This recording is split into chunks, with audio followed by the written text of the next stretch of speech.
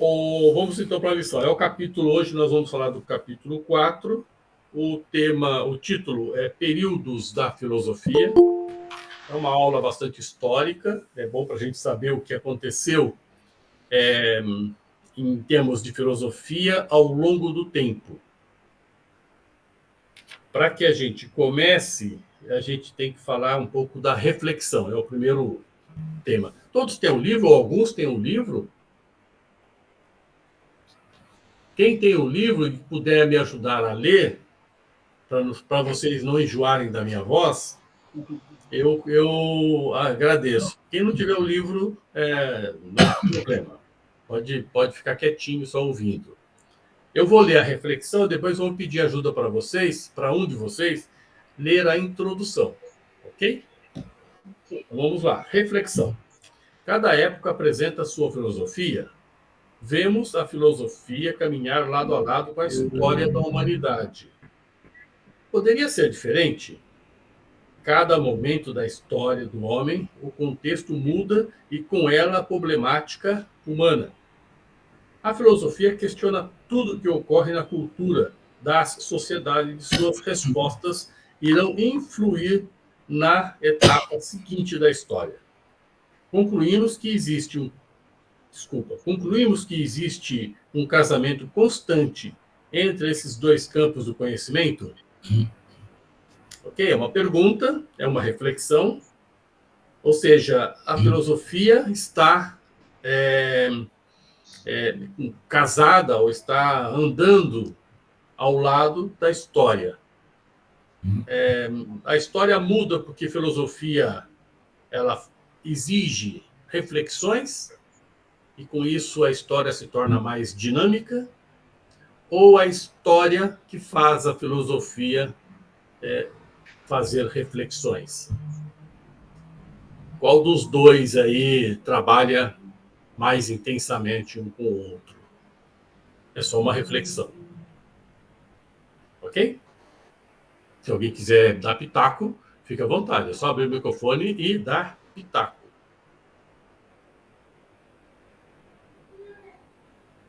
Não? Ok. Quem se habilitou a ler a introdução? Posso ler, Antônio. Por favor, abra o microfone e comece. Introdução. Além dos períodos da história da filosofia, serão destacadas as principais correntes filosóficas com os respectivos filósofos de cada época e o reconhecimento da problemática filosófica em cada período da história do homem. A história da filosofia, como toda divisão cronológica, é uma opção de quem estabelece os pontos de ruptura para justificar as separações entre um período e outro. É claro que esta arbitrariedade está sustentada em algum princípio que permite aproximações entre os temas, características e proposições dos autores. Neste caso, as periodizações da história da filosofia devem ser buscadas nos critérios de quem as fez, mais do que nas relações dos próprios filósofos, que, ao escreverem, não estavam preocupados em pertencer a um período específico. Na realidade, o objetivo dessa divisão tem um caráter didático apenas é grifo meu, facilitando assim a abordagem dos problemas de cada época histórica. É isso. Então, só para não ficar muito pesado, essa classificação, esta divisão em períodos da filosofia é bem didático mesmo. Tanto que essa classificação é feita em séculos. Então, não dá para a gente afirmar que do século VI ao século X, exatamente neste período, houve uma transição assim, forte. O que a gente pode afirmar é que neste período, um determinado período, em séculos, houve algumas tendências filosóficas mais apuradas. E alguns filósofos se destacaram nesse período. E a gente vai, na realidade, ao longo do curso todo, estudar um pouquinho de cada filósofo. da antiga, da era antiga, da medieval, da moderna e da contemporânea. Essas quatro divisões, a gente vai pegar filósofos de cada etapa e dar um pitaco em cima deles, falar um pouco de cada um. E a gente vai perceber que filosoficamente, muda, tem uma transição entre uma época e outra. Não é muito clara, assim, absolutamente, a partir de amanhã vai mudar a filosofia. Não, ela muda bem vagarosamente entre uma etapa e outra. Mas, para que a gente entenda didaticamente, tanto que a gente faz isso em século. Nesse século, ela tem desde o primeiro ano do século ao 99º ano, né? Depois que muda o século. Então, são 100 anos aí de período para que a gente possa entender essas transições.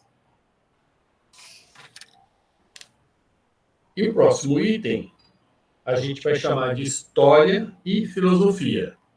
Alguém já se habilitou? Posso ler? Claro, por favor, eu agradeço. Como foi dito, a história da filosofia divide-se conforme a própria história, possuindo assim 4 grandes períodos: antigo, medieval, moderno e contemporâneo. Dentro destes, existem subdivisões particulares da filosofia, que caracterizam os períodos menores ou correntes filosóficas. Abaixo, traçamos uma linha do tempo, onde podemos visualizar cada período filosófico, bem como as correntes de pensamento e as diferentes escolas. Então, pode deixar que eu vou passar para vocês o período aqui. Eu vou tentar compartilhar um período que fica mais claro que esse período que está aqui no livro. Deixa eu ver se eu consigo fazer isso aqui. Um pouquinho. Aí.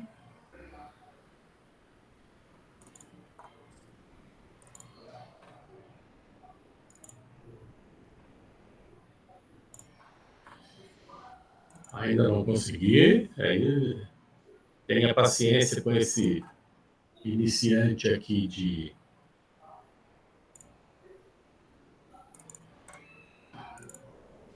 Aqui e aqui. Ok? Vocês estão vendo aí? Oi? Alguém está vendo? Sim. Ah, perfeito. Então vamos lá. Filosofia antiga, ela vai aqui do século VIII ao século VI, antes de Cristo. Ok? Antes de Cristo.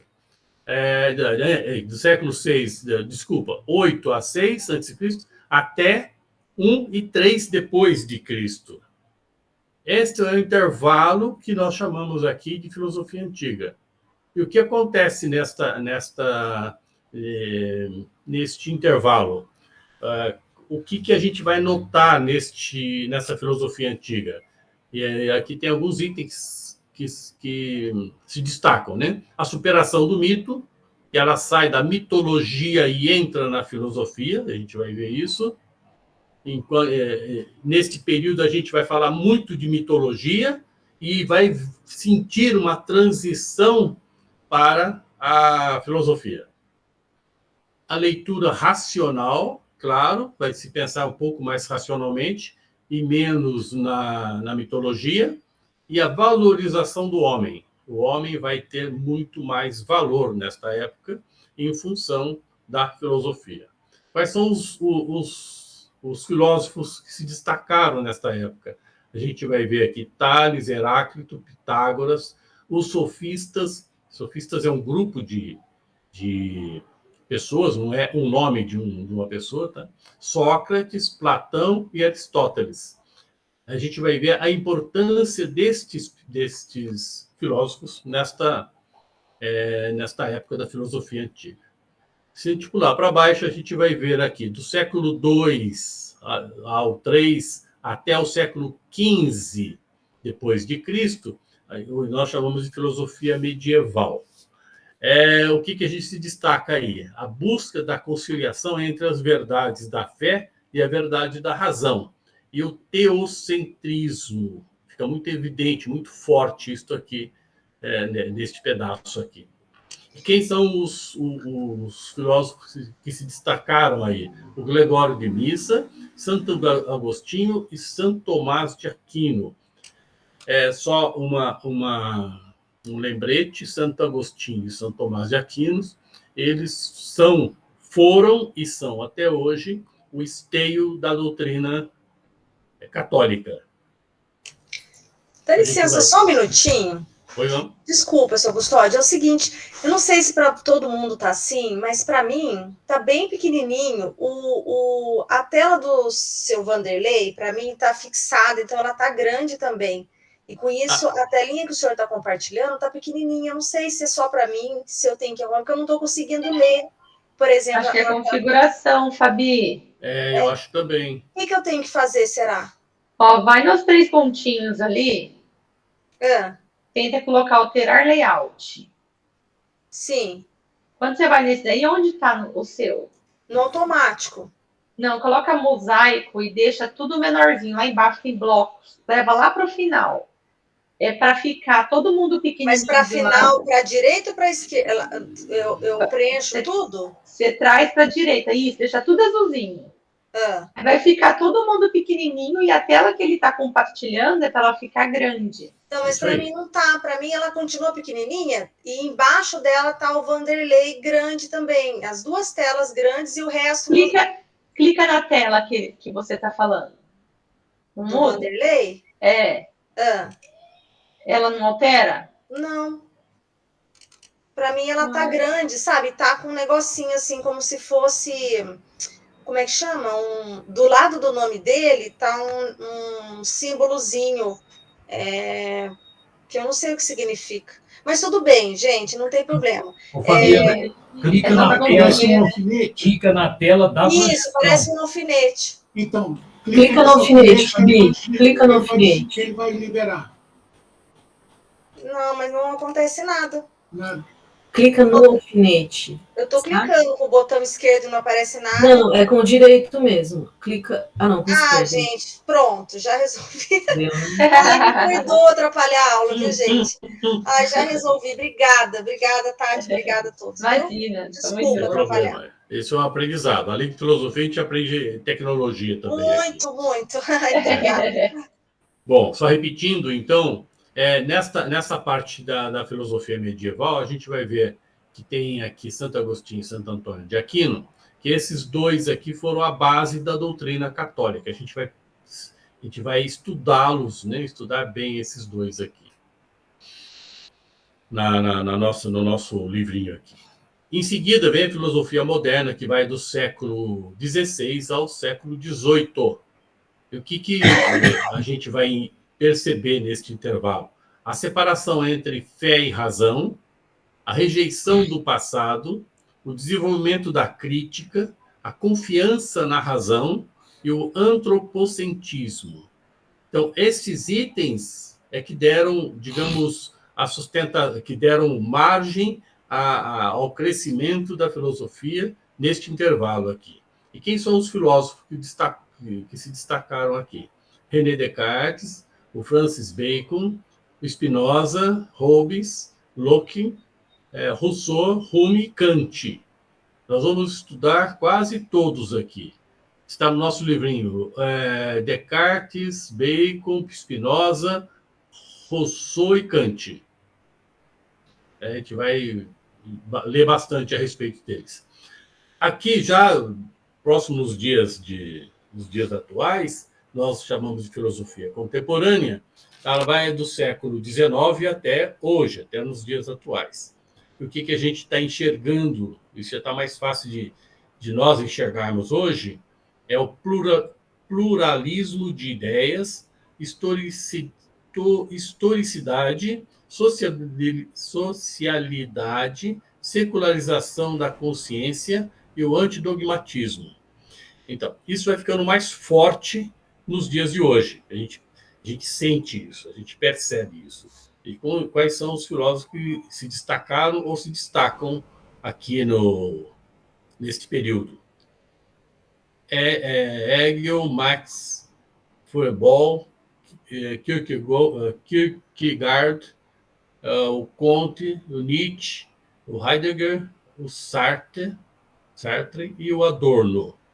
A gente vai estudar aqui, neste livrinho aqui, é o Marx, Hegel, Marx, o Nietzsche, o Heidegger e só.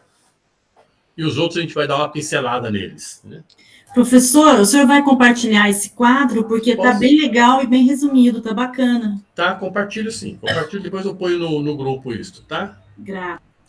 Tem um outro aqui que é muito parecido, mas ele estica um pouco mais. Mais interessantes são as características. Ele divide, ele é um pouquinho diferente do que está no livro, mas vale a pena a gente dar uma olhadinha aqui.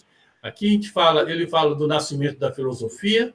O intervalo é sempre o mesmo, do século 7 a.C.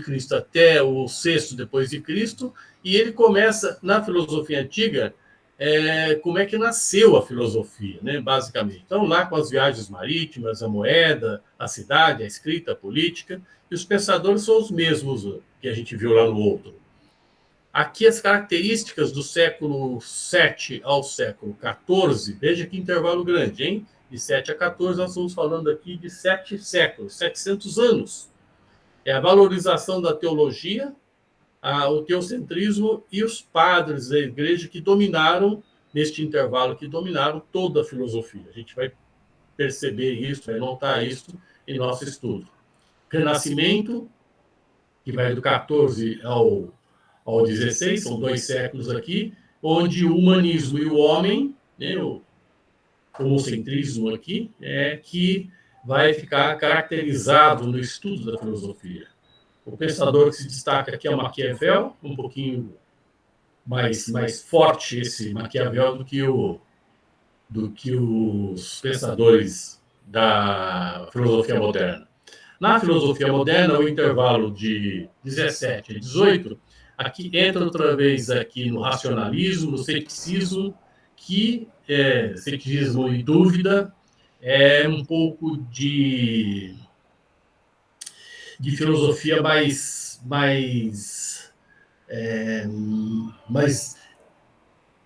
que se coloca em dúvida aquilo que se pensa. Né? A gente vai ver isso também. Os pensadores Descartes, Bacon, Hobbes, Pascal e Locke. O iluminismo, que está um pouquinho antes da contemporânea, né, do século XVIII até o XIX, ele faz uma divisão um pouquinho menor aqui, percebe? Eu acho mais interessante aqui. A característica é a razão, a política, as grandes revoluções e o progresso e o mercantilismo. Aqui os pensadores Hume, Rousseau e Kant.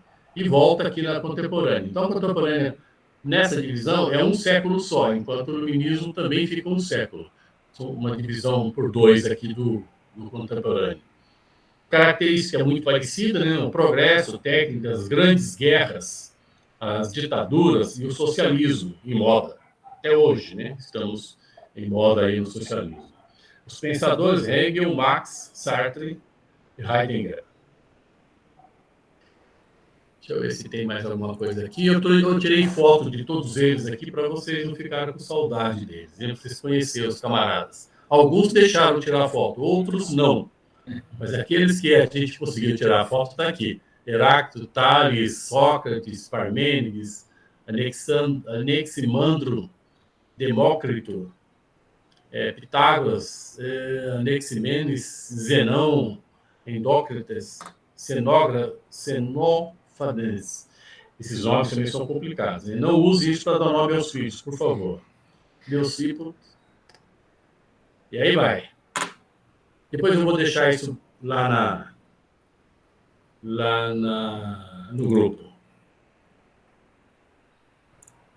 Ok? Deu para ter uma ideia, então, da tabela aí da...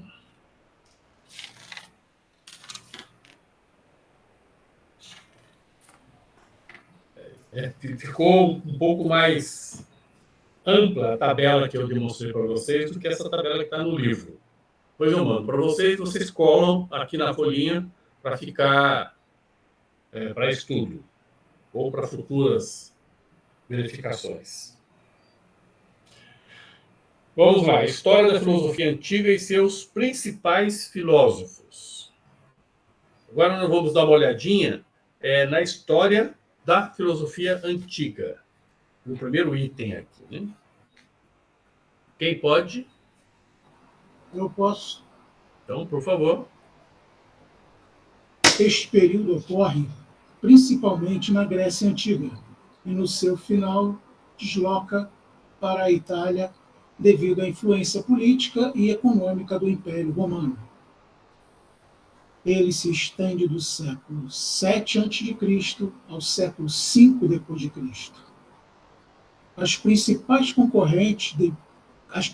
correntes de pensamento neste período são o pré-socrático ou naturalista, o antropológico, o sistemático, o helenismo e o greco-romano.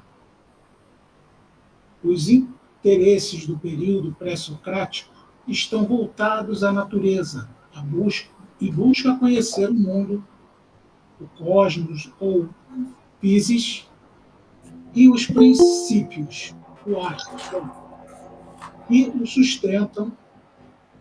Neste período temos os filósofos naturalistas, Tales de Mileto, 623 a 546 a.C., Anaximandro de Mileto, 610 a 547 a.C., Anaximenes de Mileto, 588 a 524 a.C. Outra corrente do período pré-socrático é a escola pitagórica, devido ao seu principal filósofo, Pitágoras de Samos, 570 a 490 a.C., e se estabeleceu no sul da Itália ou Magna Grécia. Após o pensamento pitagórico, seguem-se Heráclito de Éfeso, de 540 a 480 a.C., e os pensadores de Eleia, Parmênides, 510 a 470 a.C., e seu discípulo Zenão, de 488 a 430 a.C., e Empédocles, de Agrigento, de 490 a 430 a.C. Para encerrar o pensamento naturalista ou cosmológico, se apresentam os pensadores mecanicistas, Leucipo de Abdera, 450 a 420 a.C., Anaxagoras de Clazomena, de 500 a 428 a.C., e Demócrito de Abdera, 460 a 370 a.C. No período sistemático, temos os sofistas, com Protágoras de Abdera e Gorgias de Leontine. Em seguida, Sócrates de Atenas, de 469 a 399, seu discípulo Platão de Atenas, 427 a 347, e se encerra com Aristóteles de Estagira, 384 a 322 a.C., este discípulo de Platão. Continua ou para alguma história? Seu microfone está fechado. Eu fechei que tem um helicóptero passando em cima da minha cabeça aqui, estava atrapalhando a minha vida e a de vocês. Continuo, que depois eu vou mostrar esse mapa que está aparecendo na tela aí, para que a gente fale um pouquinho como é que se deu aqui a viagem do pessoal. Ok. O helenismo foi o período macedônico da Grécia, ou seja, quando houve a expansão da cultura grega no mundo conhecido, foi quando surgiram escolas oriundas dos ensinos de Sócrates e Platão. São elas o hedonismo, o epicurismo, o estoicismo, o cinismo e o ceticismo, entre outras. A filosofia antiga se encerra com o período greco-romano, que entra na era cristã, onde a filosofia se desloca para o Oriente, para a África e para o Ocidente. Os principais filósofos deste período são Sêneca, Cícero, Plotino, Plutarco. A difusão e a consolidação do cristianismo através da Igreja atuaram no sentido de diminuir a força da filosofia grega clássica e elevar o pensamento cristão. Legal. Obrigado. Obrigado. O Marcelo, deixa eu compartilhar um mapa aqui que... Obrigado, Marcelo.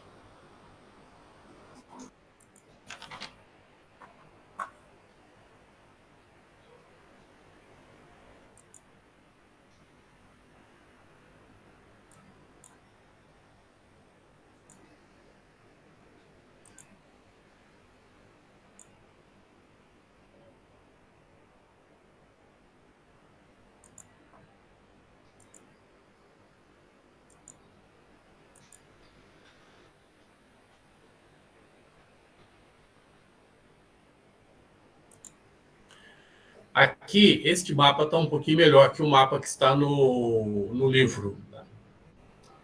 Este mapa, ele mostra... todo mundo está enxergando o mapa, ok?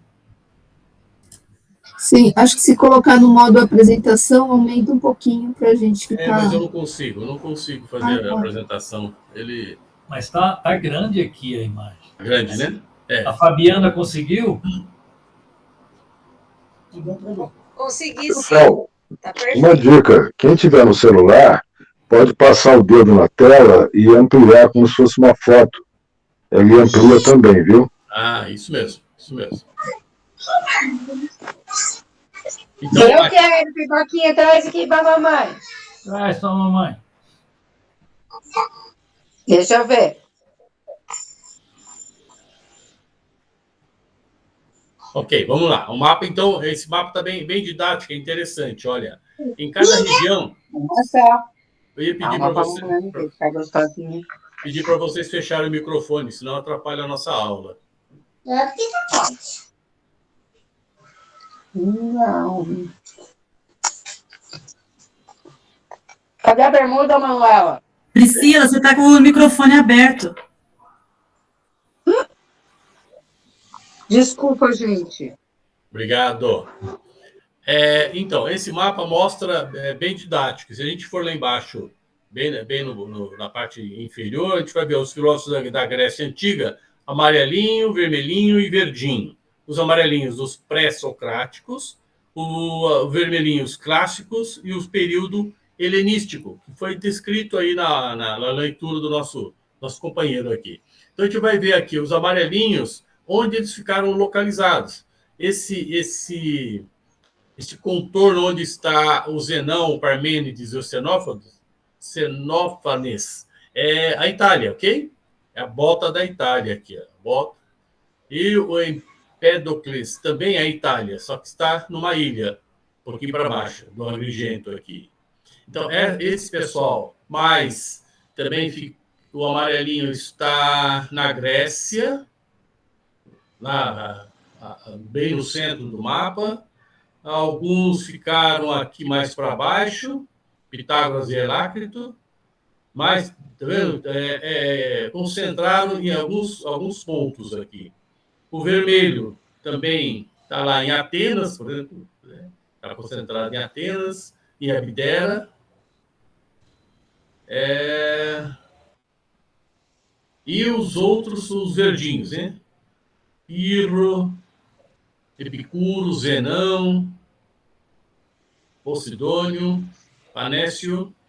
Então, é bem fácil da gente localizar onde ficaram os filósofos, onde estavam localizados os filósofos.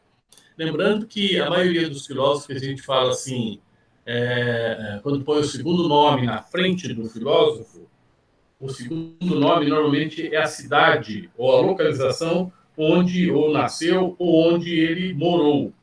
Então, Tales de Mileto. Tales de Mileto é de Mileto. É a cidade onde provavelmente ele tenha nascido. Se a gente for aqui no mapa, está bem embaixo. Bem embaixo aqui está a cidade de Mileto. É aqui que esse tal de Tales nasceu.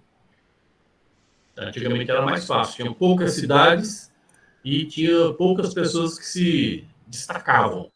Imagine que hoje quem nasceu em São José fosse chamado de Antônio de São José, José de São José.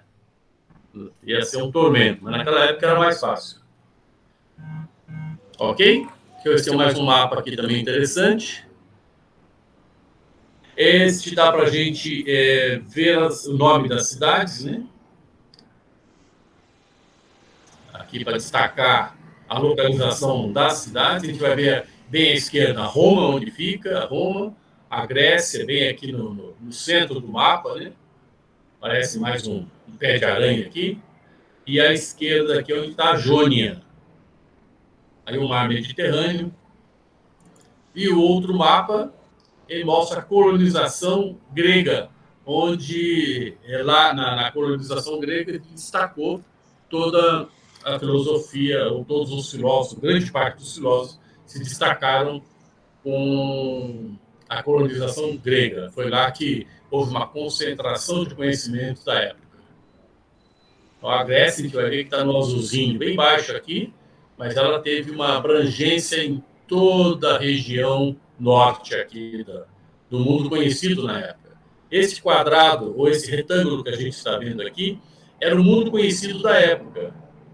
Só se conhecia este pedaço aqui. Era o norte da África, que está na parte baixa do mapa, e o norte, onde a gente vai ver aí a Itália e parte da Europa.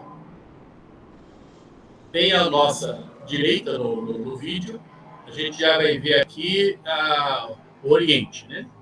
O início do Oriente, a Ásia Menor e continua para cá.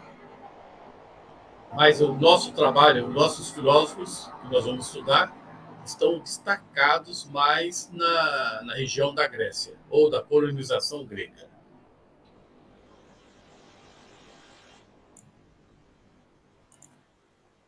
Ok? Ficou mais claro? Dá para a gente entender onde estavam localizados os nossos filósofos? Bom, vamos lá. A história da filosofia medieval e principal filósofos. Lembrando que o medieval está do século V em diante. Vai até do 5 ao 15. Então, 10 séculos aí, mais ou menos, né? Quem pode ler, por favor?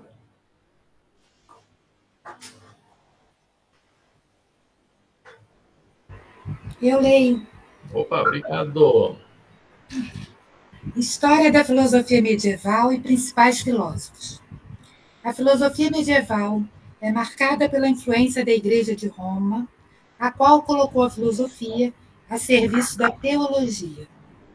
A filosofia não podia questionar as ideias aceitas pela religião. Estas amarras, encontradas na busca da verdade, apresentaram uma estagnação no pensamento filosófico. Este período vai do século V ao século XV. Duas foram as principais correntes neste período: a patrística, formulada pelos padres e doutores da Igreja, e a escolástica, que procurava conciliar fé e razão.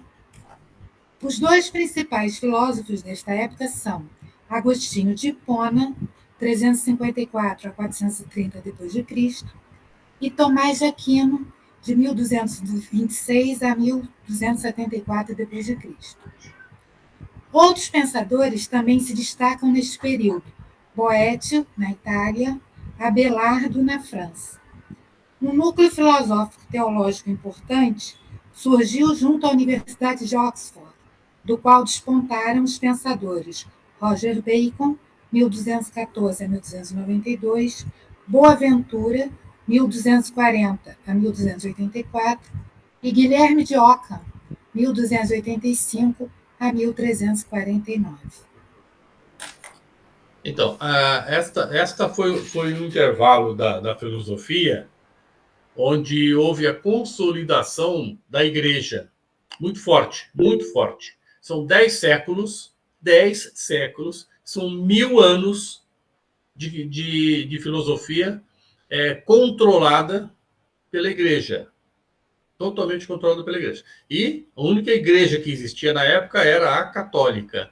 Portanto, a igreja, através dos padres, através dos padres, arcebispos, papas, dos comandantes da igreja da época, eles determinavam a filosofia.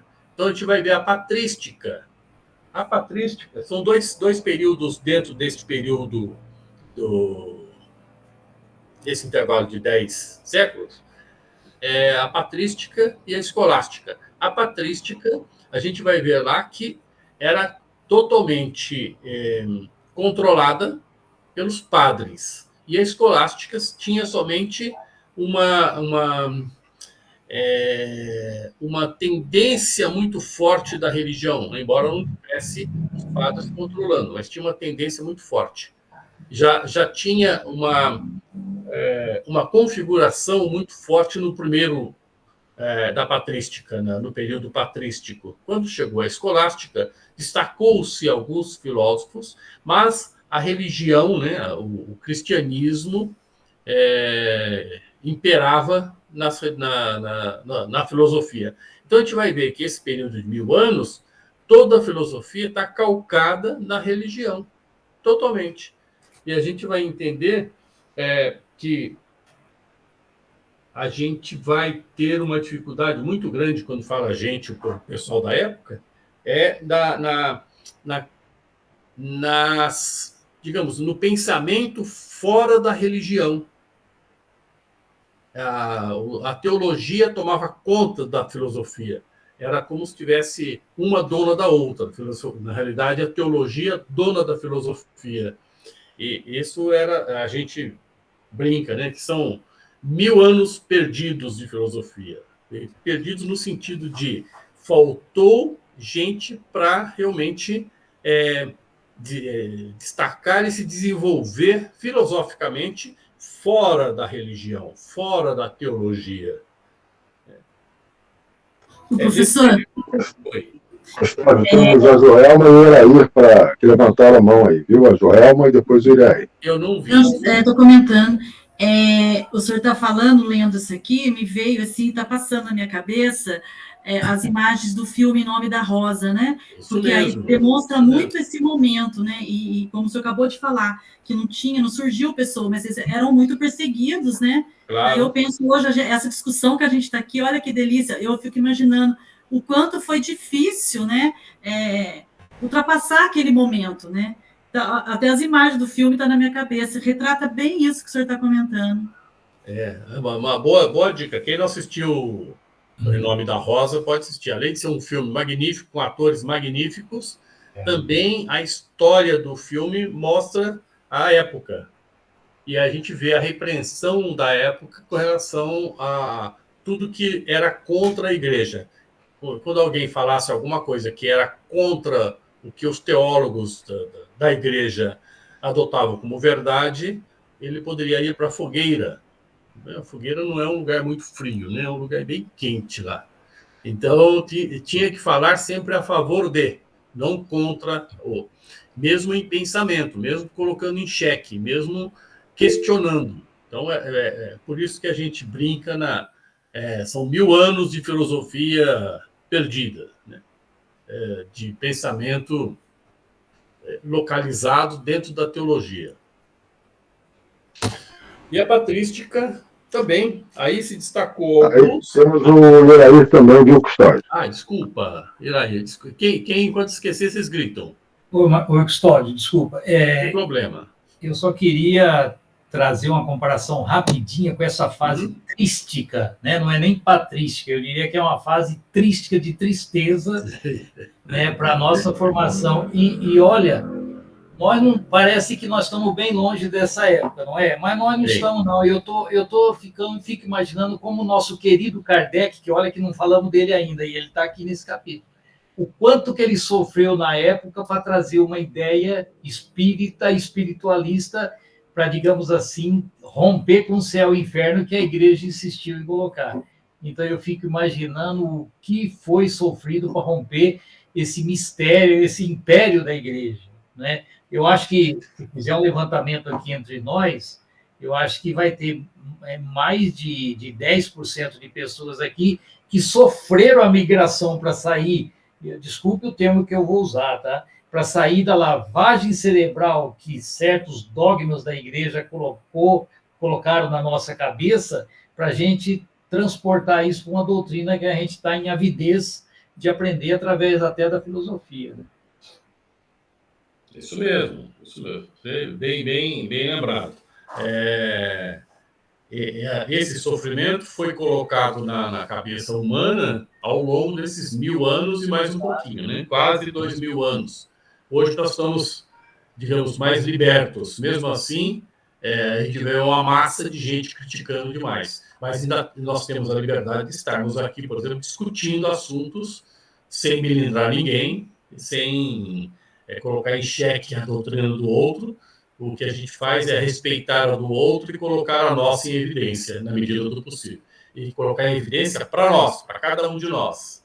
Porque o que importa é o meu crescimento. O que importa é que eu consiga mexer comigo mesmo em termos de provocação.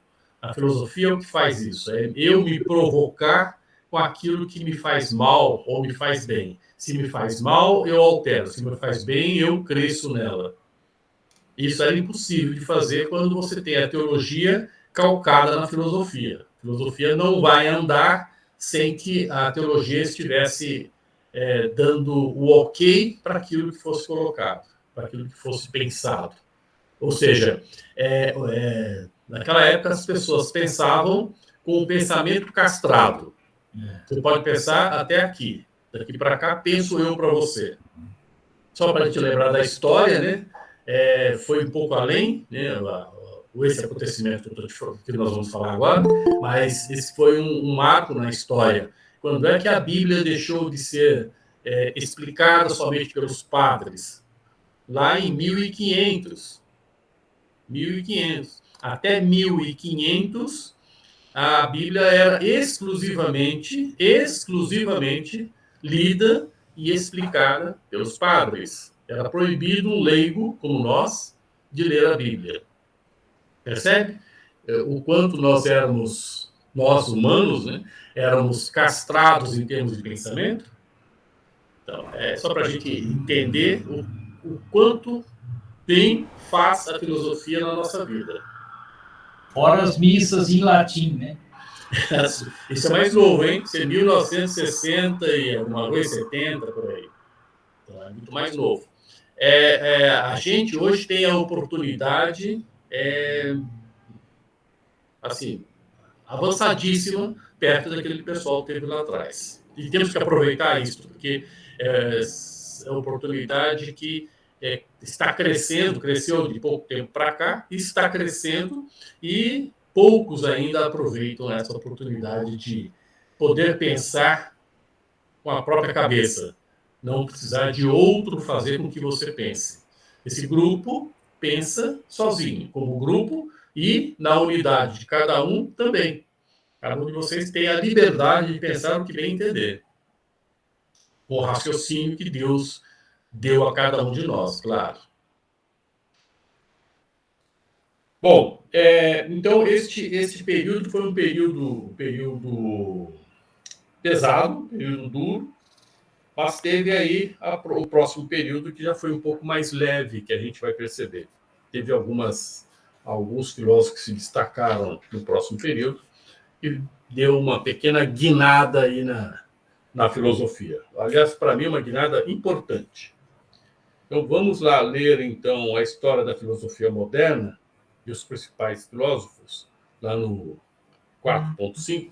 Quem puder ler, é só abrir o microfone.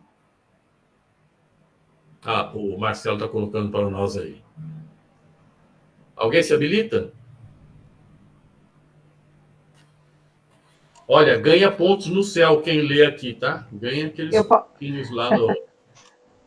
Posso ler, professor? Tem um carnezinho que a gente vai anotando aqui, depois a gente passa lá para o mentor.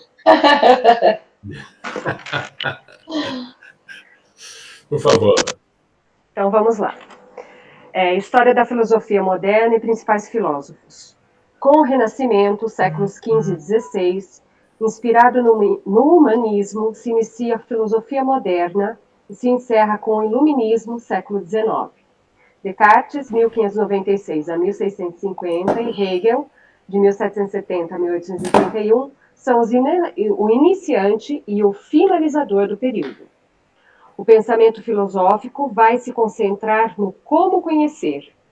Surgem, assim, duas correntes contrárias para explicar o mecanismo que o homem utiliza para obter conhecimento. São elas, o racionalismo e o empirismo. As ciências adquirem força nesse período com Galileu, 1564 a 1642, e Isaac Newton, 1642 a 1727. Os principais filósofos da corrente racionalista são Descartes, França, 1596-1650, Spinoza, Holanda, 1632 a 1677, Leibniz, Alemanha, 1646-1706. E os da corrente empirista destacam-se Locke, Inglaterra, 1632 a 1704, Berkeley, Irlanda, 1685 a 1753, e Hume, Escócia, 1711 a 1776. O período se encerra com o iluminismo trazendo uma saída através de Kant, para o impasse racionalismo-empirismo. O iluminismo, o movimento cultural do século XVIII, tem como base a crescente ascensão da burguesia na Europa e todo o desenvolvimento cultural dela resultante. A evolução das ciências, o progresso material, a igualdade jurídica, a tolerância religiosa, a liberdade pessoal e social e a propriedade privada. Destacam-se nesse movimento Montesquieu, 1689 a 1755, Rousseau, 1712 a 1778, e Adam Smith, 1723 a 1790.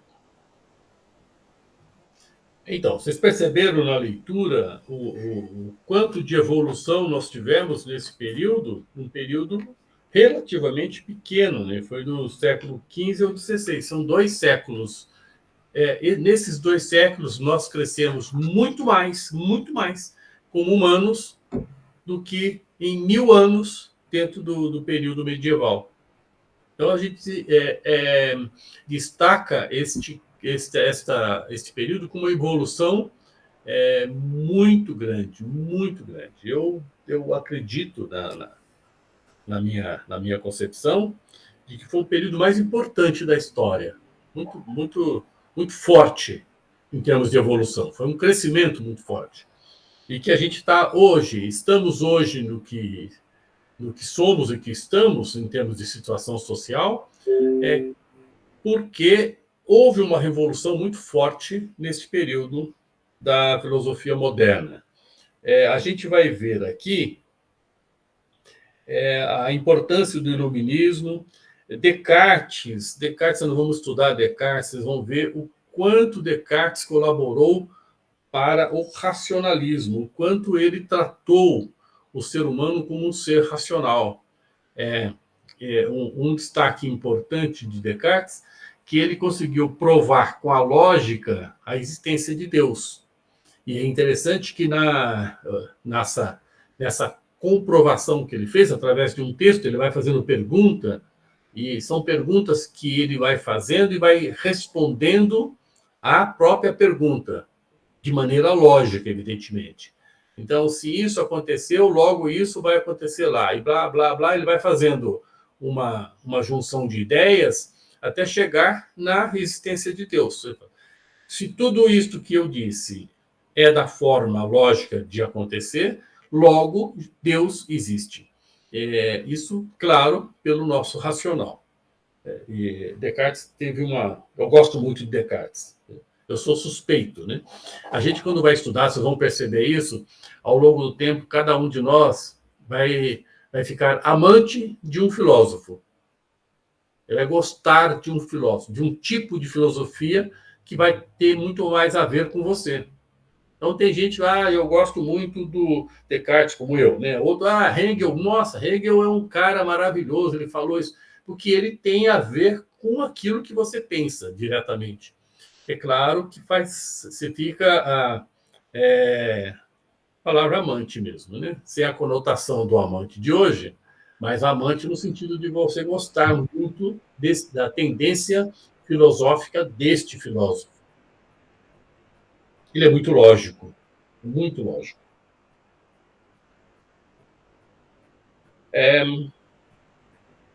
A gente vai também perceber o crescimento muito forte nessa época do humanismo, e é claro que nós vamos perceber, dentro do humanismo, racionalismo. Por que o racionalismo teve uma ascensão muito forte? Porque lá atrás, lembra do medieval, do período medieval, onde a igreja castrou o nosso pensamento, e nós, humanos, enquanto nessa época, éramos obrigados a aceitar aquilo que a igreja ditava como verdade. E eu não tinha nenhum tipo de racional dentro de mim para contestar aquilo que a igreja dizia que era verdade. A verdade estava dentro da igreja. Tanto que uma das teses, né, que é forte na igreja até hoje é: fora da igreja não há salvação. É muito forte isso.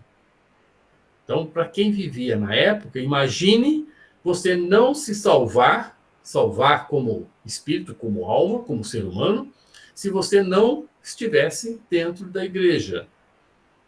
Aí você, com o temor de você não se salvar, você ia para a igreja.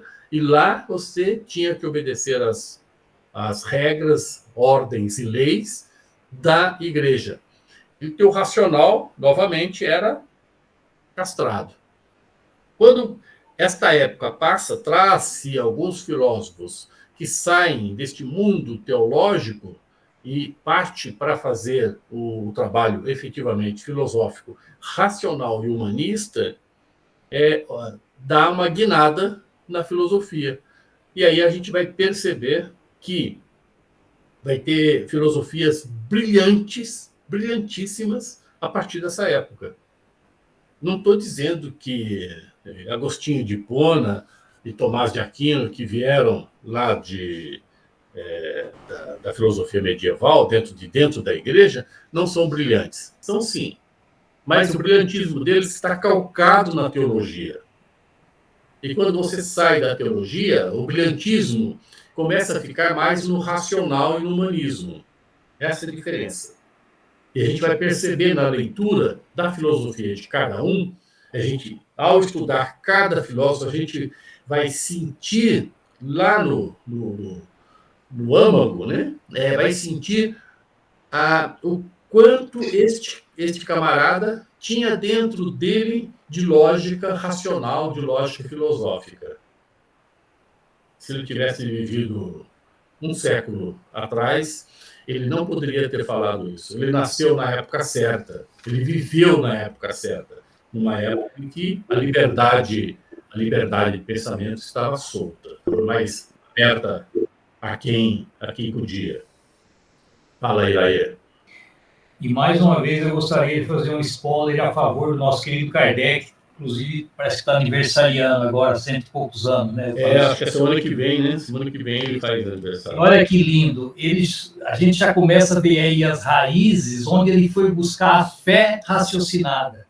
Dá para a gente falar, assim, grosso modo, que a fé ele buscou, entre aspas, em Tomás de Aquino, né, naquela fé cega, mas ele foi sublimando e diluindo a fé cega naquilo que o iluminismo nos informou de razão para acoplar com a fé cega. Eu acho que o nosso ideal, a nossa busca é a hora que a razão entrançar, assim, com a fé mesmo, eu acho que é um ponto de equilíbrio ao fio da navalha. É isso mesmo. Nós temos a capacidade racional muito forte. E o que nós precisamos a cada dia é adquirir conhecimento, para que o nosso racional fique calcado em conhecimento e não calcado em conhecimentos, vou fazer uma analogia aqui, em conhecimentos de Facebook. Às vezes eu pego pesado, falei isso, todo mundo não gostou, né? Mas conhecimento de Facebook é terrível, é a pior coisa do mundo. Não tem nada pior que conhecimento de Facebook, né? A minha opinião. Então, tem gente que gosta, ou vai buscar conhecimento lá no Facebook. Não é lá que está o conhecimento. O conhecimento está em outros lugares. Né? Você tem que ler livros de pessoas pensantes, capazes de transmitir conhecimentos reais, com lógica, com raciocínio, e aí fazer com que você fique mais poderoso no seu racional quando você for traçar algumas ideias a partir de um pensamento que você vem com o conhecimento. É o que nós estamos fazendo aqui. A gente vai adquirindo conhecimento com os filósofos, a gente passar esse livro inteiro aqui lendo um pouco dos filósofos. Em alguns momentos fica até chato, fica lendo o filósofo, porque a gente passa para o segundo livro. O segundo livro já solta, a gente já começa a falar de temas que a gente vai tratar esse tema com o conhecimento adquirido neste livrinho aqui, que veio junto com um monte de filósofos. Então, a gente junta o conhecimento deles filósofos, né, ao longo desse tempo que nós vamos estar com eles, e vamos utilizá-los lá no segundo livrinho para a gente desenvolver temas que são fantásticos. Aí a aula fica mais dinâmica, fica mais própria de filosofia, fica mais individual, fica mais aberta, o diálogo fica melhor, eu já tenho conhecimento, tenho um tema, e eu tenho a disposição para poder discernir as minhas ideias com o conhecimento que eu tenho. Ok? O Marcelo parece que quer dar um pitaco aí. Vamos lá, Marcelo. Vou dar meu pitaco agora no sentido de que, para a turma, o custódio, ele costuma dar a primeira aula lá de senso comum. Então, ele reforça, né, essa ideia do senso crítico. E esses filósofos, né, quando a gente vê esse capítulo da história dos filósofos e a cultura que eles viveram, foram pessoas que desafiaram o senso comum e partiram para questionar, né, e usar o intelecto em busca de um senso crítico sobre aquelas coisas que eram colocadas, às vezes, como dogmas e tudo. E no passeio do livro, né, quando vocês estão vendo essa história dos filósofos, cada um vai ter um contexto, né? E é isso que o Custódio ressalta aí, né? Então, são pessoas que usaram o senso crítico, a lógica, o pensar mesmo, né? E não apenas assimilaram aquilo que vinha de Roldão nessa história, né? É isso que eu queria só dar um destaque aí para essa questão, né? Porque cada um tem a época, o século, aquilo que o Custódio está falando. É muito interessante que depois essa história e a filosofia, como é que elas andam junto, como é que joga lá para reflexão. É isso aí, o meu pitaco está aí, dado. Legal, é isso mesmo. A gente sair do senso comum e ir para o senso crítico. Senso comum, eu diria assim, senso comum ainda é melhor que Facebook. Não gostaram. Infelizmente, não é para gostar mesmo. Tomara que vocês odeiem. Facebook não é ruim, é diversão. Se você ficar ele meia hora por dia, 15 minutos por dia, para diversão, para refrescar a cabeça quando pode, sem problema. Mas torná-lo um livro de cabeceira, não façam isso. Mais uma vez, você está jogando para alienação. Não se vê alienado nisso daí. É menos que senso comum isso. Tá joia. Porque a gente precisa, se a gente for crítico no Facebook, a gente desliga o Facebook, a gente joga isso no lixo, né? Porque ele é muito ruim, só tem bobagens ali. E bobagem, critica e cria o ódio, você vai criando ódio em você mesmo de ler aquela porcaria. Bom, o quanto esses filósofos conseguiram trazer para nós de conhecimento, de informação, de provocação. Eu gosto de falar de filosofia como provocação.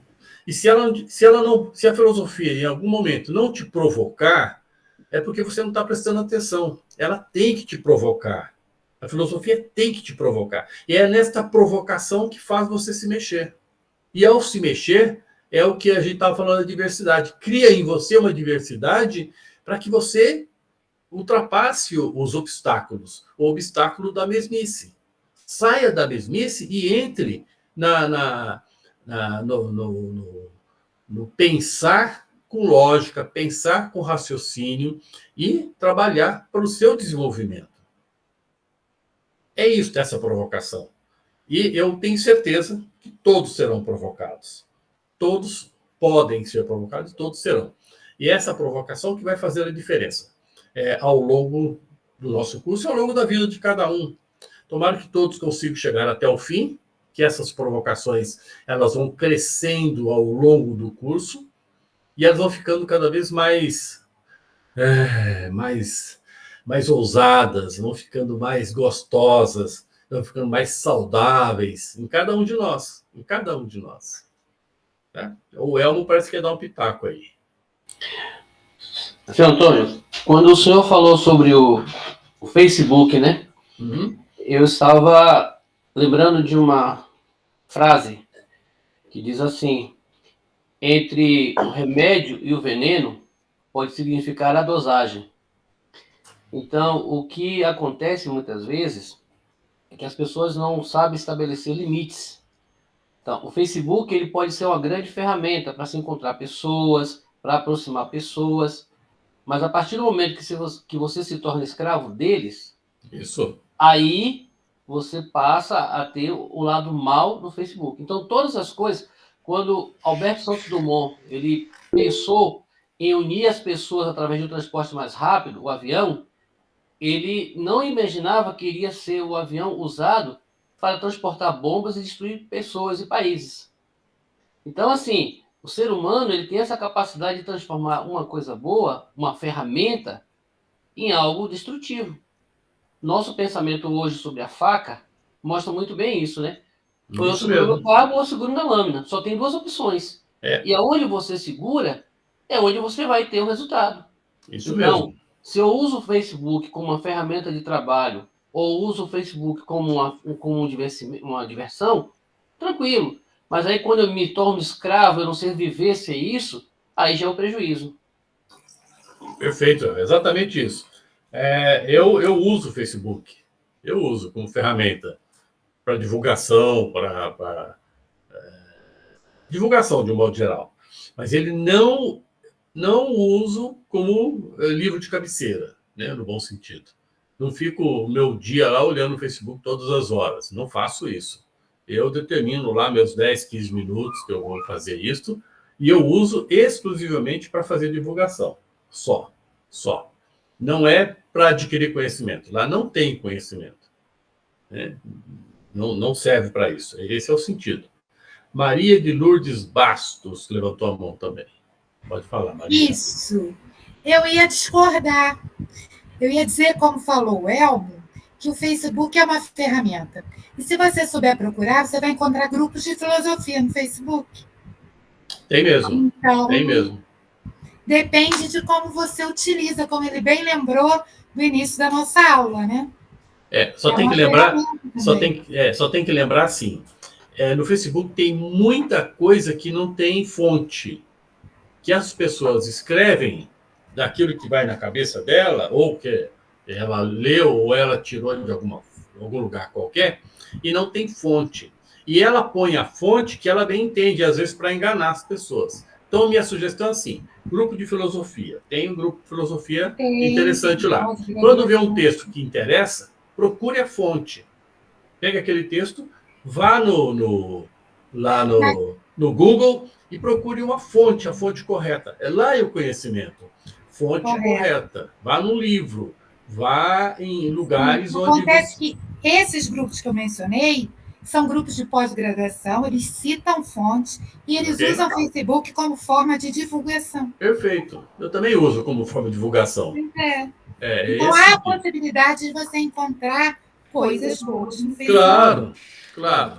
Mas a grande massa não faz isso, tá? A grande massa usa para outras coisas. Eu estou falando da massa, estou falando do pessoal que usa mal e que usa isso como busca de conhecimento aleatório. Eu fiquei sabendo no Google que blá, blá, blá. Qual é a fonte? Não, é o Zezinho da esquina. O Zezinho da esquina não é fonte. Fonte fidedigna, né? É isso nesse sentido. Muito bom. Vamos ler o último pedacinho aqui que vai pular para a nossa época agora, né? Que é a filosofia moderna. Não moderna, contemporânea. Deixa eu falar um pouquinho antes do Kant. No período do iluminismo, temos um filósofo que nós chamamos ele de Kant, que ele é brilhante também, brilhantíssimo. Deixou para nós aí um conteúdo filosófico de primeira categoria. Assim, um monstro, que também sobressaiu muito, né, na época da filosofia moderna, nessa transição aí, né? Ele trabalha muito o racionalismo e o empirismo.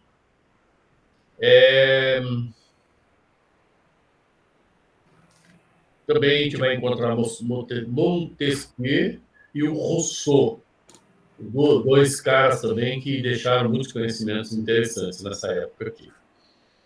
Uma época que vale a gente estudar bastante esse conhecimento colocado nesses 2 séculos aqui. Bom, vamos lá. Filosofia contemporânea e principais filósofos. Está na tela. Quem se habilita ganha ponto para ir para o céu. Posso ler? E aqueles que não leram perdem pontos, né? Esqueci de falar isso. Vamos lá. História da filosofia contemporânea, principais filósofos. No século XVIII, a expansão do capitalismo na Inglaterra e a Revolução Francesa mostram a turbulência cultural no seio da Europa até o século XIX. A partir daí, é quase impossível estabelecer uma unidade para o pensamento filosófico. Surgiram inúmeras correntes neste período. O movimento filosófico mostra 2 extremos. O primeiro afirmando que a filosofia deveria transformar o mundo e não simplesmente interpretá-lo, colocação feita por Marx, Alemanha, de 1818 a 1883, e Engels, Alemanha, de 1820 a 1895. No outro extremo, Augusto Comte e seu positivismo conservador, defendendo as suas leis sociais e a necessidade de ordem para o progresso. Ainda no século XIX estão as origens do pensamento existencialista, do qual Sartre, França, de 1905 a 1980, é o principal representante no século XX. No período entre as 2 guerras mundiais, surge a Escola de Frankfurt com Horkheimer. O que eu falo? Horkheimer. Adorno, Marcuse e Benjamin, levantando questões sobre a estética, linguagem e cultura. Eles criticam a sociedade de consumo em massa.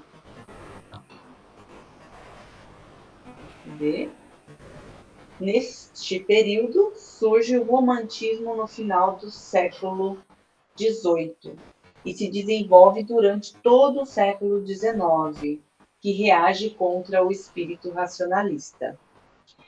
Hegel, que encerra o período moderno, tem forte influência no período seguinte, o contemporâneo, quer seja de apoio, quer seja de oposição. Entre os oposicionistas temos Feuerbach, Alemanha, 1804 a 1872, dando base ao materialismo, e outro oposicionista, Schopenhauer, Alemanha, de 1788 a 1860, com a visão pessimista da vida e o pensamento de vontade do homem. Outros filósofos contemporâneos são Kierkegaard, Dinamarca, 1813 a 1858, Nietzsche, Alemanha, de 1844 a 1900, crítico da tradição filosófica ocidental, Husserl, Alemanha, de 1859 a 1938, e Heidegger, Alemanha, de 1889 a 1976. Desculpa aí essa entonação desses nomes super legais que eu nunca ouvi. Quase que o último nome eu chamei de Heineken. Heineken. Não vai precisar decorar esses nomes nenhum, tá? Isso aí é só história para que a gente saiba que ele existiu, e o mais importante é entender a filosofia que eles vão passar para nós, ou que eles passaram. Eles vão porque a gente vai lê-los ainda, né? É engraçado que tem uns que a gente já ouviu falar, já viu frases, já ouviu coisas sobre ele. Mas verdade. Tem uns aqui que eu nunca nem ouvi falar mesmo, não. Está com a câmera desligada. Ai, desculpa. Tô aqui. Nós gostamos de ver a carinha de todo mundo. Desculpa, é que eu fechei que meu filho fica toda hora vindo aqui, e aí eu tenho que fechar a câmera, tenho que fechar tudo aqui, porque ele fala e... Não tem problema, não tem problema. Então, percebe a guinada que deu novamente? A gente saiu de uma patrística, saiu de uma escolástica, calcada na teologia, viramos para um medieval, onde a gente trabalhou muito mais o racionalismo e buscando a fé e a razão dentro do racionalismo, e trabalhamos muito o humanismo. Quando a gente entra na filosofia moderna, agora no século XV a XVI, desculpa, do século XVIII a XIX, da contemporânea, a gente vai perceber que dá uma mistura, se coloca no liquidificador um monte de filosofias e sai um monte de tendências. Parece que ninguém se entende nesse período, em termos filosóficos, evidentemente, né? E a gente vai ver aí, por exemplo, a gente vai perceber a expansão do capitalismo lá na Inglaterra e a revolução. Isso dá uma turbulência totalmente cultural na época. O capitalismo muda a cabeça das pessoas. Saímos de um período feudal, um período mais social, para um período muito mais capitalista. E aí o movimento filosófico começa a mexer com isso, né? A trabalhar este movimento. E aí há tendências, pessoas, filósofos, que trabalham mais o lado socialista e menos o lado progressista. Ou seja, eu sou mais social ou sou mais capitalista, ou mais progressista. A gente está vendo isso hoje, inclusive, né? Essa tendência está pulando, está caindo no nosso colo hoje. A gente vê essa briga de progressista e socialismo brigando, dando pancada entre eles aqui, entre a filosofia. E isso pulou para a política, evidentemente, né? Nós estamos sentindo isso politicamente. pouco nos importa, mas a filosofia traz esse pensamento também político, porque é importante para nós. Nós vivemos dentro de uma política, não dá para a gente isolar da política. Mas a gente vai ver aqui, por exemplo, um destaque muito forte de Marx, aqui pertinho de nós, 1818, 1883, está aqui há 100 e poucos anos para trás. Engels também. E no invertido, lá no positivismo conservador, e onde está o Comte, também bem perto de nós. Mais pertinho de nós, a gente vai ver Sartre com o seu existencialismo. Ou seja, o homem é dono do mundo, é o centro do mundo. Não existe Deus para ele. Não existe alguém que comande o mundo. Para Sartre, ou para o existencialismo, não existe um ser maior que o próprio ser humano. O ser humano, ele é o centro do mundo. Ele é dono do próprio nariz. Então, a gente vai ver esse desenvolvimento também muito forte nesta época aqui. E, quando a gente fala em Sartre, nós estamos falando de 1905 a 1980. Ontem, anteontem. Pouquinho atrás, estamos falando de 40 anos atrás. E com destaque também, né, na escola de Frankfurt, a gente vai ver que essa escola também foi importante, né, com Adorno, Marcuse, Benjamin, quando ele fala, ele se destaca aí na filosofia da linguagem, na cultura e na estética, que isso trabalha muito o consumismo em massa. Vamos ver também um período que aparece muito romantismo, né, no final do século XVIII, aí, até o século XIX inteiro, que esse romantismo não tem a ver com o nosso romantismo, né, humano, mas tem a ver com a tirada do racionalismo. Ele trabalha mais a parte humana da coisa e menos racional.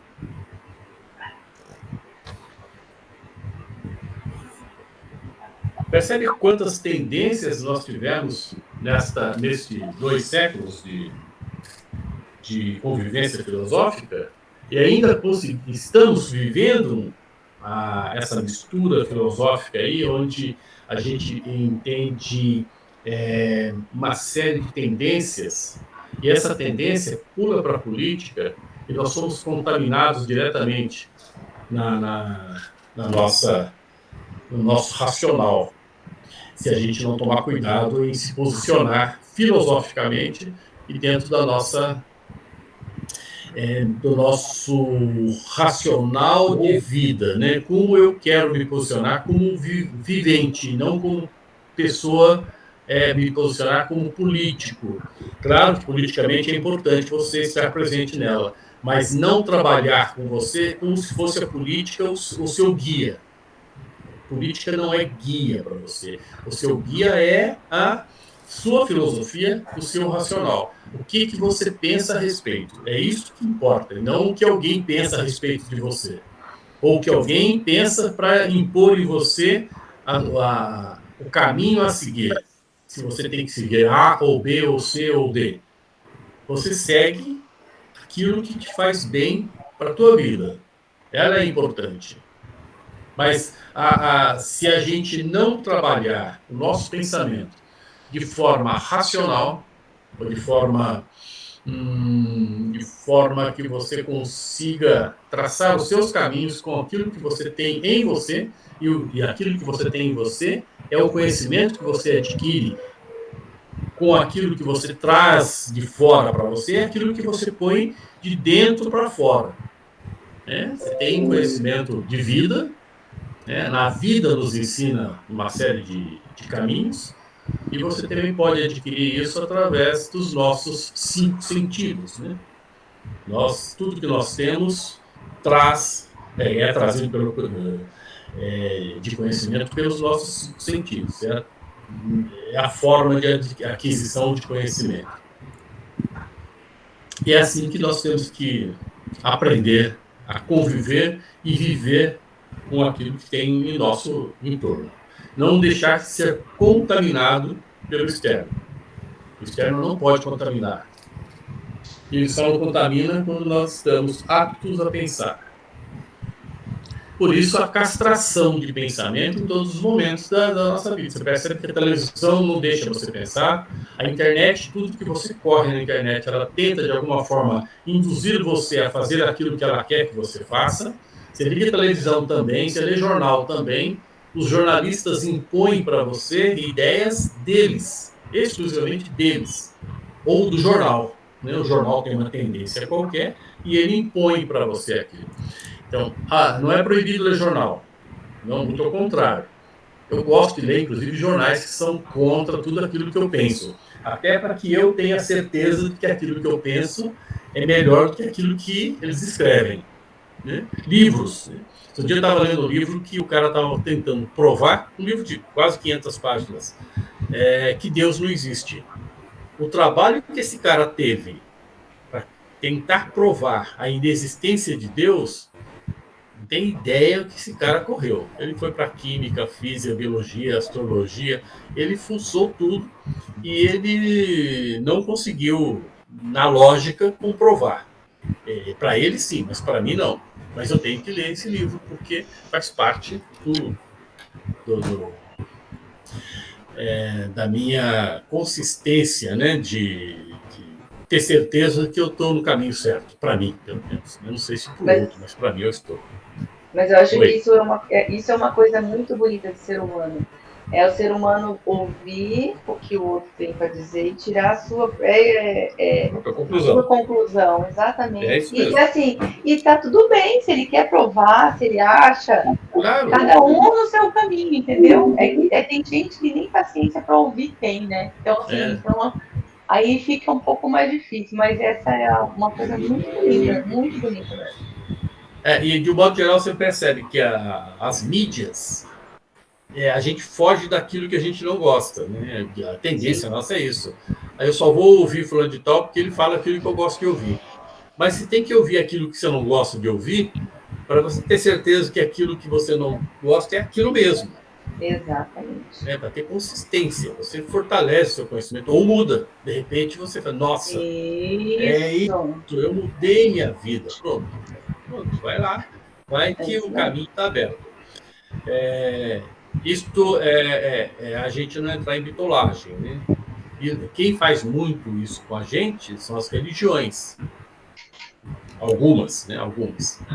Principalmente aquelas que trazem para você todo o arcabouço de uma emoção humana, tendenciosa tal, e fala exatamente o que o outro gostaria de fazer e traça caminhos para que o outro vá pelo caminho muito mais fácil. Você não precisa pensar, eu te dou o caminho, eu sou o caminho. Eu já ouvi isso em algum lugar, eu sou o caminho, a verdade, a vida. E a vida. Não é esse cara, não. Eu já vi esse outro cara falar. Então, a gente precisa tomar um cuidado com isso, né? Com aquilo que a gente vai buscar para a nossa vida. Mas hoje, esse grupo e nós estamos no caminho correto. A filosofia não é a salvação. A filosofia é a provocação. É ela que vai fazer você traçar um caminho igual a esse que nós estamos traçando, ou diferente deste, ou totalmente adverso deste. Isso vai te provocar a mudar. Tomara que cada um de nós conformismo, né? De certa forma, o não conformismo. Não achar que o que você está fazendo está exatamente correto e não precisa ouvir mais nada e nem estudar nada. Exato. Fica fácil de você cair nas ciladas da vida. Ok, vamos lá para a conclusão?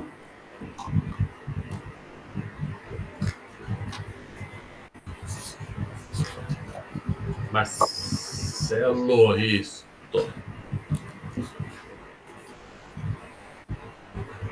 Quer que eu leia? Por favor. Ganha ponto. Conclusão. Estes períodos mostram a evolução do pensamento filosófico desde a antiguidade aos dias atuais. Ele se inicia com o questionamento dos mitos. Aliás, seria muito próprio à filosofia questionar os dogmas nos dias atuais, voltando-se para a cosmologia na procura do entendimento da constituição do mundo. Volta-se para o homem, em seguida para a felicidade e depois para Deus. No início da Idade Moderna, busca o conhecimento, sua possibilidade e as formas que o homem tem para adquirir conhecimento do mundo que o rodeia. Após o surgimento das diferentes ciências nascidas no seio da filosofia, ela se subdivide em vários campos de investigação.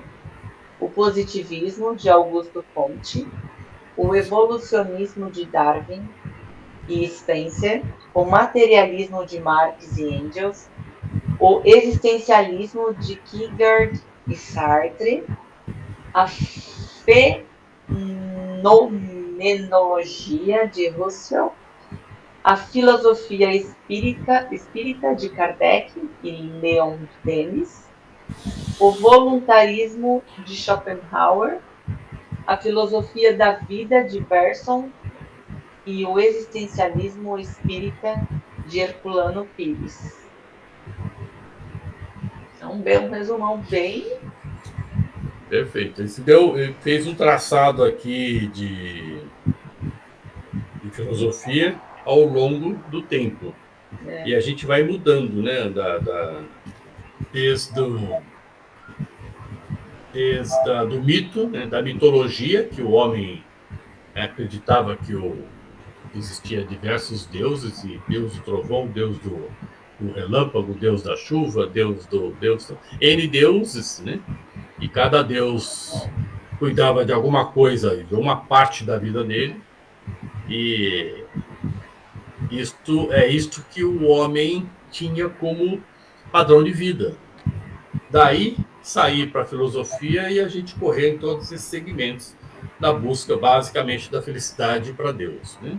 Quando a gente busca a felicidade, a gente está tendendo à busca de Deus na sua maior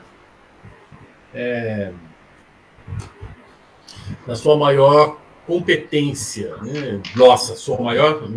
Humana, a sua maior competência humana, a gente busca Deus na nossa felicidade. Quando eu busco a felicidade, eu estou aliado a este ser maior, a este ente maior que nós denominamos Deus, nosso Criador. A Joelma quer falar. Eu acho muito legal, né? Porque da filosofia saiu as outras doutrinas, né? Com a pedagogia, com a psicologia. E, na verdade, eu penso que antes de Cristo existiram muitas pessoas, profetas, né? Enfim. Eu acredito que eles eram grandes filósofos também, dentro das adversidades da época, foram trazendo em cada período, né? Mudanças para que o mestre maior chegasse. Depois de Cristo, houve, né, todo esse povo, enfim, que a gente está discutindo, essas pessoas, essas dificuldades todas que eles tiveram, para preparar também a filosofia, né, ou a doutrina ligada à filosofia, à ciência, que é o espiritismo. E é interessante, né, que tudo tem o seu tempo, né, como o senhor acabou de falar, né, Descartes chegou, colocou o posicionamento do Deus, né, único também, aí depois veio os outros filósofos, né? Hoje, né, eu estudo a constelação, que trabalha muito a fenomenologia, né, do céu. Então, gente, é interessantíssimo, é muito gostoso, e você vê que hoje também a gente está sendo preparado por uma mudança, né? Que a gente está vendo hoje, né? Nós temos também aí, eu acredito que foi apesar de ser médium, mas o Chico, eu acho que ele foi um grande filósofo também. Hoje nós temos os filósofos atuais que também trazem assuntos que está preparando a gente também para uma mudança, né? Então, eu acho isso bem bacana, a gente vem vindo nesse caminhar, né, dos povos, né, dos nossos antepassados, dos nossos... de nós hoje, né? E o que vai ser de nós aqui no futuro, né? Bem interessante. Então, a filosofia, eu acho que é o alicerce, a base de tudo. Isso aí. O bom da filosofia é que ela não precisa provar nada, né? Deixa a ciência fazer isso para nós. Mas a ciência precisa provar aquilo que a filosofia provoca. Mas a ciência também veio da filosofia, né? Acho que tudo veio de uma discussão. Filosofia é discussão, né? Exatamente. A gente provoca e ela vai buscar a comprovação científica. Isso não é a competência da filosofia. Prove que ela existe, a gente não prova. A gente não prova, a gente provoca, a gente pensa, a gente acredita. É um pouco diferente. Alguém mais? Aproveite, temos ainda 5 minutos. Esse silêncio é sepulcral, hein? Silêncio também perde ponto. Eu já estou com os meus pontinhos garantidos. Ah, você já está. Você já está com os pontinhos. Vocês assistiram o Nosso Lar? Aproveitar. Assisti essa semana, acredite se quiser. Então, o Nosso Lar mostra bem. Então, é lá que a gente vai, sim. Mas tem que passar por aqui primeiro, falando, conversando. Fala, Marcelo. De novo. Bom sim. Na hora que você falou, Custódio, sobre a questão do rapaz aí que quis provar a inexistência de Deus, né? Eu lembrei do vídeo do Iaí. Não adianta, Iaí, vai ficar na minha memória por muito tempo. Então, essa contemplação de Deus na natureza, né? Isso aí foi espetacular. É muito mais fácil andar com o Iaí para entender que Deus existe. Então, se quem tiver dúvida, é só falar com o Iaí. Ele tem vai fazer um passeio com a Belzinha lá em Ribeirão Preto, entendeu? Vai olhar aquela natureza maravilhosa. E como é que explicar a causa disso? Tem que ter uma causa, né? Um efeito inteligente, uma causa inteligente, muito superior a nós, que a gente não consegue fazer isso, né? Então a gente não consegue reproduzir isso na natureza. Então tem uma inteligência superior a nós. Mas é isso aí. Tá? Eu acho que antes de falar com o Iraí, tem que entender o canto do Bem-te-vi, fazendo um dueto com creio em ti, sem ser preparado, sem nada. Aí está o pulo do gato. Cortou um pouquinho o som. Então, eu disse que antes de falar com o Iraí, falem com o Bem-te-vi, que, né, sem estar preparado nada ali naquele vídeo, os Bem-te-vi, o Bem-te-vi ou dois Bem-te-vis fazem o coro justamente do creio em ti. É só prestar atenção no vídeo que percebe. Perfeito. Elizabeth, minha colega de coral, né, Beth? Ela deve ter percebido. Tem mais gente de coral aqui, depois a gente pode fazer um coral depois, viu? Então, se quiser um coral legal aqui, dá online. E quando você falou do Bem-te-vi, aí, entendeu que o animal, na verdade, ele caminha para a sua autorrealização da sua essência. A gente, como ser humano, é que a gente fica em conflito com a nossa essência, a gente não sabe a nossa essência. Entendeu? Tem que se autodescobrir, entendeu? Jogar no templo, como você fala, para a gente entender aonde que a gente vai na nossa realização como ser humano, como homem, como mulher, né? E é isso aí. Entendeu? E a gente vai nessa luta aí de conhecimento. Custódio, eu cometi uma gafe, eu não fiz a oração de abertura, a mentalização de abertura. A gente faz a finalização. E aí alguém vai ganhar ponto com você também, quando você chamar o pessoal para fazer um encerramento, uma oração, uma mentalização. Uma vibração, um pedido para Deus, enfim, um agradecimento. Aí tá contigo, tá bom? Isso aí. Olha, foi um prazer estar com essa turma mais uma vez. Turma boa discussão. Já percebi que é facinho de fazer a turma falar aqui, viu? Tem turma que para falar não é fácil, não. Aqui a turma é mais fácil. Legal. Vai piorar, tá? Isso é bom, ao longo do tempo vai piorando. Piorando no sentido bom. Bom, quem faz o encerramento é só uma oraçãozinha legal para ir agradecendo o dia, agradecendo a oportunidade, agradecendo a união entre as pessoas que estão embora online, mas estão todos unidos numa telinha só, né? A gente se enxerga muito bem e faz bem para a nossa vida. Daqui a pouco a gente vai fazer uma reunião ao vivo. Presencial. Já, daqui a pouco, no presencial. E aí a gente vai se conhecer tete a tete. Legal? Quem pode fazer? Quem pode fazer o encerramento para nós? Posso fazer? Ganha mais pontos do que o normal, tá? E daí? Posso fazer? Pode. Didaticamente falando, intelectualmente falando, maravilhosa a exposição dessa aula que nos colocou toda uma gradação da história, da filosofia se confundindo com a própria história. E interessante que nessa evolução, não sei se a todos nós deu para perceber que a situação cronológica nossa era AC e DC.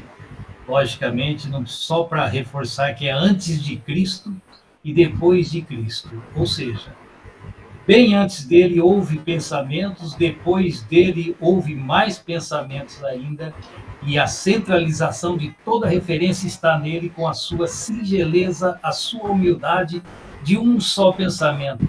Acreditar nesse Deus que nós procuramos dia a dia, nessa avidez de saber o porquê desse mistério da imortalidade da alma, e também amar ao próximo como a si mesmo. Este é o pensamento e é a este filósofo, maior irmão nosso, que em nome do grupo aqui, quero agradecer essa oportunidade de nos reunirmos aqui, fundirmos aspirações, inteligência, questionamento, desde a observação maravilhosa que a Solange fez naquela data e a mim vinha uma preocupação de que aquela ousadia dela naquele dia lhe coubesse até ela falar, não vou ficar nesse curso, mas quero agradecer da Solange Sol estar presente e que o gesto filosófico dela de questionar um status quo, de o Irair falar bastante, o Abelardo falar mais, a Tati chamava, a Solange ousou pedir, né, se aquilo estava correto e a minha carapuça serviu. Então, obrigado, Solange. Voltando no nosso raciocínio de agradecimento a Deus, gostaria de mentalizar com vocês a oração que ele, maior irmão, maior filósofo, nos ensinou. Pai nosso que estais no céu, santificado seja o vosso nome. Venha a nós o vosso reino, seja feita a vossa vontade, assim na terra como em todo o firmamento. Não lhes deixeis cair em tentação, dai-nos o pão nosso hoje e sempre, livrai-nos de qualquer mal que abale o templo da nossa consciência em face das leis divinas, Senhor. Que assim seja. Obrigado. Amém. Amém. Pessoal, muito obrigado pela presença de vocês, obrigado pelos pitacos, obrigado pela ajuda à aula, obrigado por vocês existirem, senão eu não poderia estar aqui falando com vocês. Obrigado pelo dia, pela noite, que vocês tenham uma semana fantástica, excelente, e na quinta-feira que vem vamos estar novamente juntos, ok? Ótima semana para vocês. Um abraço e um tchau, até mais. Um grande abraço a todos. Quinta-feira, hein? Se Deus quiser. Até mais. Tchau.